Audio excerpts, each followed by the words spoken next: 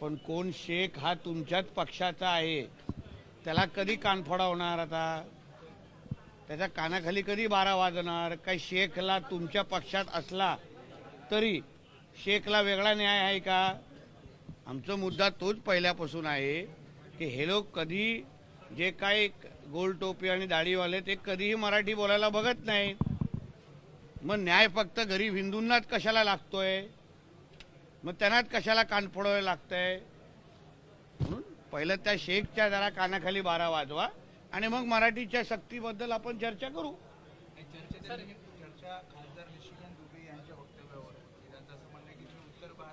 बघा, अशा त्या बाबतीमध्ये आत्ताच आशिष शेलारजीने सभागृहामध्ये पण बोललेलं आहे.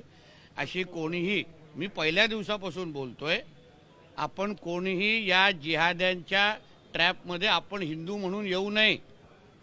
यांची हीच इच्छा आहे की हिंदूमध्ये भांडणं लागावीत, आपसापसात आम्ही भांडावं आणि मग ह्या लोकांना मोकळं रान मिळेल त्या निमित्ताने.